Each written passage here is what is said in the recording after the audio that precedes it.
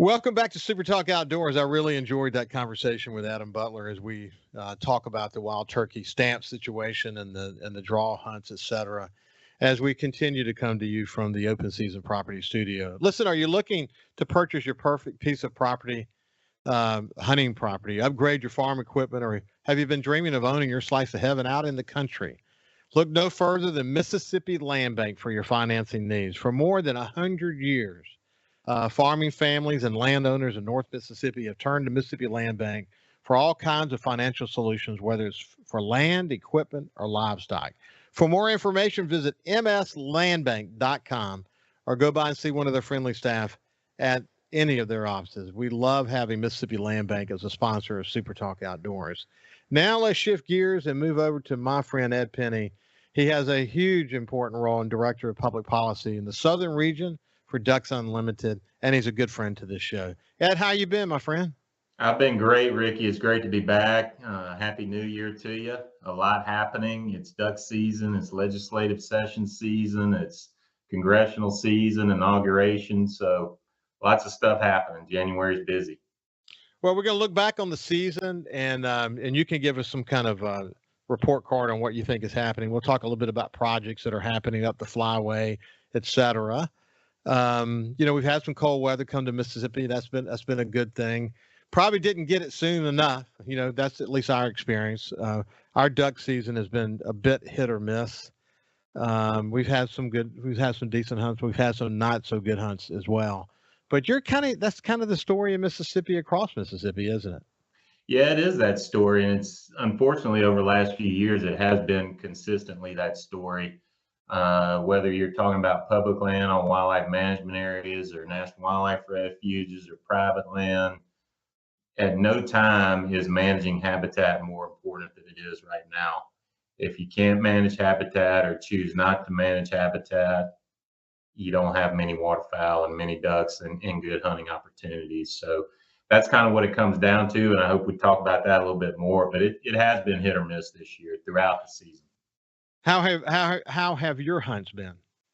I've had up and down myself. I've hunted before Thanksgiving, let's see, mid-December, and then last week. I've had to travel a little bit. It's been tough kind of all over, and it's mostly been mixed bags. So we're seeing gadwall, we're seeing a few widgeon, green-winged teal, a mallard here and there. So it's a mixed bag, and that's kind of what's been reporting the last few weeks too around the. Yeah, I had Thad Miller on this show. Thad Miller from Open Season Properties on the show recently. He owns a lot of land, some up in Arkansas, northeastern Arkansas. He sent me some videos from there. When I first started hunting in Greenwood, if we could go and have a hunt where we would have 5 or 6 good, being able to work the ducks and bring them into some flooded timber or whatever, man, to me, that was awesome. I mean, I couldn't get enough of it. And I kept being told, oh no, this isn't ducks. You and I've talked about that. When they say we have ducks, he means thousands of ducks. And these videos that Thad sent me from Arkansas were thousands of ducks. They had ducks. I hope one day we can get back to that in Mississippi. I think we can. I mean, and the idea is that if you build it, they will come. And ducks do find food. Ducks do find habitat. They don't like to be shot at, so you do have to manage disturbance in some way. But ducks do respond to good habitat management. And that's very clear. Yeah, and this year, a couple of things were working for us. One is that we didn't experience the extreme droughts that we had before. We got a lot of rain, at least during the season, especially a lot more rain. So we got more water. We've had colder weather. So in some areas, new ducks have shown up, and some of my friends have sent some great pictures. I think everyone's hoping we would get more mallards, but the story of mallards, man, it's not something that's going to be solved immediately. I think colder weather, snow, freezing conditions north of us certainly help, but we've got a problem right now with hatching enough mallards, and that is down significantly, isn't it? Yeah, it is down, Ricky, and I encourage everybody to look at recent DU magazine that talks about mallard populations across the country, and specifically, we're in the mid-continent. We use the mid-continent population of mallards. You know, Mississippi flyway, Central flyway, those are our mallards, and they come from Prairie, Canada. And unfortunately, this past breeding season, so spring and summer, we counted the second lowest estimate in the last 30 years for mallards. So it's significantly down. Of course, we all remember early 2000s, or a lot of us do. And even, 5 to 8 years ago, we had pretty strong numbers of mallards. We're down now. And, make no mistake, that is a very big reason we're not seeing mallards in Mississippi that we did see in recent memory. So you see, the work that DU is doing, the partners that you're developing in other states. There is more concentrated focus on doing what we can do, both financially and otherwise, up the flyway, and keep that focus there, because it's really going to take that to solve this problem, isn't it? It is. I mean, it's a solvable problem. There's some problems that are not solvable, but we feel like habitat at a continental scale is a solvable problem, and it does take a lot of folks working together, and a lot of states and a lot of hunters working together. And Mississippi, and I've said this previously on this show, is Mississippi and Mississippi Department of Wildlife, Fisheries, and Parks invests in the Canadian prairies. When you buy a state duck stamp, you are helping to contribute to breeding habitat in Canada to make more ducks that you will hopefully see in the winter. So, we continue to do that. We continue to invest, but it's not something that we can stop doing. If anything, we need to contribute more. And we can talk about how to do that, but we got to keep doing it, and we got to make sure that programs work for ranchers and farmers in those prairie states. And that's a challenge for sure. Same as in the Mississippi Delta, because land has been converted to farmland, and we know the story really well. The habitat isn't what it used to be. I mean, it's just the reality of the situation. Same thing's happening in Canada, so we've got to stay focused on it. Why don't we do this? Let's take a step back for a second. For people who have not heard you and me talk before, tell us about what it means to be the director of public policy in the southern states. What states does it involve, and what are you up to these days? That's a great question, Ricky. Right now, I'm doing a lot of meetings and phone calls and talking about legislative sessions and my region, the southern region, and to be clear, and people don't know this, our southern regional office for Ducks Unlimited is based in Ridgeland, Mississippi. So we're in the Jackson area. We've been here for about 30 years now. My role as policy director is to work on state issues, so state legislation, and also federal issues, but primarily state legislation from New Mexico to Virginia. Now that sounds like a big territory, and it is. Yesterday I was talking about 7 or 8 different states, but we really focus on the most important areas for ducks. And what that looks like is Texas, Arkansas, Louisiana, Mississippi, and a few states in the Atlantic Flyway. So I work on legislation with a lot of partners, from Delta Waterfowl to National Wild Turkey Federation and groups like that, typically with a state agency like MDWFP, because we want to make sure that they have resources to manage their lands and to support hunting opportunities. But work on a lot of state legislation, from funding programs like the Mississippi Outdoor Stewardship Trust Fund here in our home state and we've got similar things going in other states.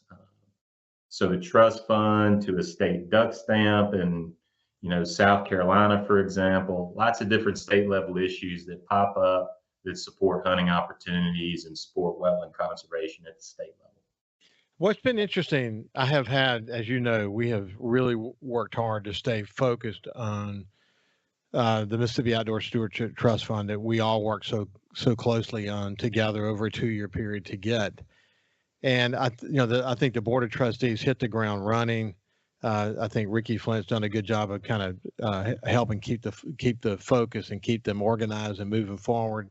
And what you've seen in looking at their work is that slowly but surely they've done what we hoped they would do, and that is get way more focused on the matching fund component, especially the federal matching fund component, because that's where you can really grow projects here. I mean, you're looking at 3-to-1 matches and greater in some cases, and that has really come to fruition. It's been good to see that, isn't it?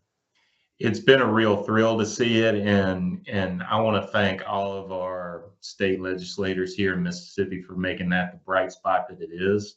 There's lots of other debates, and I want to talk about this more, Ricky. I know that we're about to go to break, but we've got a lot to talk about, and a lot to be excited, and a lot to be proud of with the Mississippi Outdoor Stewardship Trust. Yeah, in fact, we'll talk a little bit more about that when we come back on the other side as we continue our conversation with Ducks Unlimited's Ed Penny. We'll see you after this. Welcome back to Super Talk Outdoors. Listen, I hope you're having a great day, and thank you for joining us here on this show. So much to look forward to in the outdoors, and we look forward to celebrating it here on Super Talk Outdoors, a show that literally celebrates Mississippi as the capital of the outdoors. Real quick, I want to mention that no matter what kind of hunting you're into, and whether you're hunting or looking for 40 acres or 4,000 acres, if you're looking to buy land, you need someone you can trust. He's a hunting land hunter. Call Lake Pickle at Open Season Properties if you want land. Call 601-750-2487. Lake Pickle. Thrilled to have him as one of the sponsors of Super Talk Outdoors. We're visiting with my friend Ed Penny, who is with Ducks Unlimited, Director of Public Policy in the Southern Region. When we went to break there, we're mentioning the Outdoor Stewardship Trust Fund, something we've talked about on this show a bunch of times. We fought hard for that. And the main reason we've worked so hard is because other states were doing conservation and other efforts to really spur outdoor enjoyment in their states. And they were doing it based on acquiring federal funds, but we didn't have a trust fund in Mississippi to be able to draw from, to be able to go get those federal funds. And we have that now. And we've got a terrific board of trustees. They're working hard. Get reports from them on a regular basis, have Ricky Flynn on the show on a regular basis. But if you kind of dive into that, there's some cool stuff happening there, isn't there? There really is, Ricky. And again, it's such a bright spot. In fact, earlier this week, or Monday, January, whatever it was, I can't remember now. It's been such a busy week, but the trust fund board approved another slate of projects. So this is year 3 of funding that they just approved. Overall, the trust fund has had $37 million invested, and that's going from 10 million to 15 million. And this past year, we got $12 million for the fund. So it doesn't sound like much when you're talking about, a single year of funding, but when you take it as a whole, that's a huge amount of dollars. It's then leveraged with all the federal dollars that DU and so many of our other trust fund partners are bringing back as a result of that trust fund investment. And it's really, really important to point out how much funding is being put on the ground now. Yeah, it is. It's really cool. Give an example of a project that is paying dividends. Yeah, so year 1, Ducks Unlimited did a grant application, and to be clear, this is a competitive program. It's not legislative appropriation to Ducks Unlimited or any other group. It's a competitive grant program that folks like Ducks Unlimited apply for. We are in the finishing stages of completing some work at Howard Miller Wildlife Management Area over in Nisqueena County. We do a lot of infrastructure improvements on WMAs, and then it's up to the state agency to manage the habitat. So we did that project at the request of MDWFP. We worked with them to make sure that it's what they needed and wanted. And we expect habitat to be managed there after all the infrastructure is put in. This year, we just got an application funded for work at Panther Swamp National Wildlife Refuge. So not too far from there. Again, doing work on public lands is what we do. And we work with the agencies to make sure they can manage that habitat better. So those are 2 examples that we're on. It's important to say that some of this funding takes a year or 2 to get spent. So once a Ducks Unlimited or somebody else gets the dollars, then they have to go spend them on the work that they are committed to doing. So we are all in the probably 50 to 75% done with a lot of those projects. So it's up to us to make sure they get done in a timely way. and that's kind of where we are. But again, it's a bright spot in the South. I'm talking about this program at the National Assembly of Sportsmen's Caucuses, talking about how Mississippi is leading the way, and a lot of folks are asking questions about how we did it. Yeah, it is. It's exciting, and you think it could be infrastructure improvements that allow access to the outdoors. There are so many great projects that have been funded. Oyster reefs on the Mississippi Gulf Coast to allow fishing and other opportunities here. It is everything we hoped it would be, and what I like about it is it's getting sharper and a more critical eye on the kind of things they want to see.